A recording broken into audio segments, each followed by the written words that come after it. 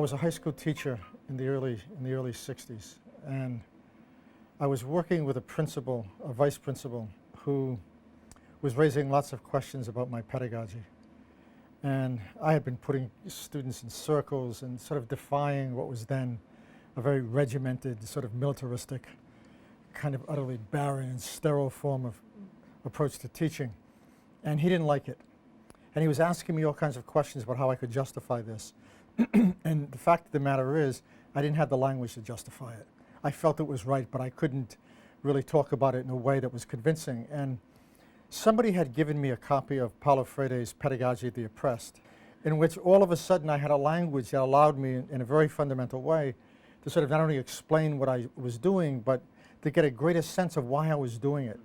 And soon afterwards, I wrote a long review of Paulo's book, and I sent it to a journal called Interchange, actually, in Canada, who then sent it to Paulo to review. And Paulo wrote back something like, "This should have been reviewed the day before yesterday. This should have been published the day before yesterday." He had an interesting sense of humor. He then wrote to me and said, "I just love this. This is really captures the essence of my work." And then a correspondence began, and then we eventually became friends, and we became co-editors of a series. We became co-authors over the years. And so, it developed into a long friendship of about 15 to 17 years. I think around the theory practice issue, I think it's a genuinely important question. I mean, many teachers really don't understand two things, right? They don't understand the relevance of theory for what they do. And in many cases, they often find themselves in places where time is such a deprivation that it becomes difficult to really think about what role theory might play in their lives. Or they find themselves in situations where theory has been expunged from the possibility of what they do as teachers because they've been utterly de-skilled and technicized, right? So I think that we have to begin with that qualification. I mean, I think the second issue is you should never engage in a practice for which you're not reflective about that practice. Yes.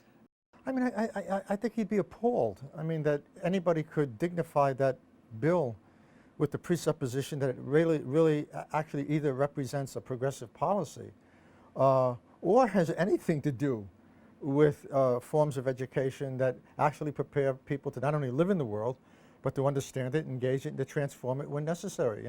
I mean, this is a bill that not only makes testing the modus operandi of schooling.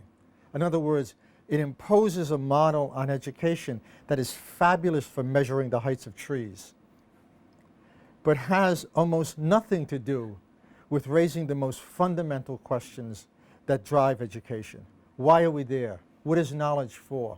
How does it relate to democratic public life? What does it mean in terms of providing the conditions for forms of individual and social agency?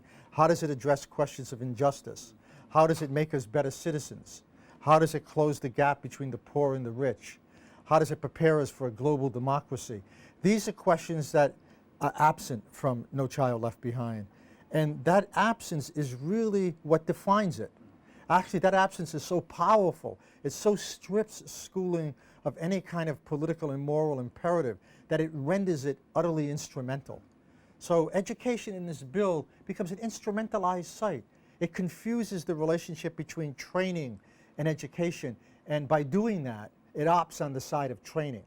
But it does more, and I have to say this, it does more in that this is a bill that, for instance, gives the military the right to monitor schools and to get lists that would allow them to, in a sense, engage in recruiting policies for what I consider to be, at this point in history, an unjust war.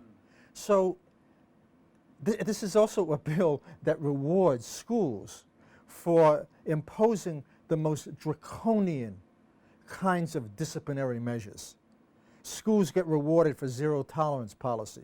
I mean, schools get rewarded for de-skilling teachers. Schools get rewarded for cookie-cutter curriculums. This is like stepping back into the Stone Ages. This bill should be renamed Every Child Left Behind.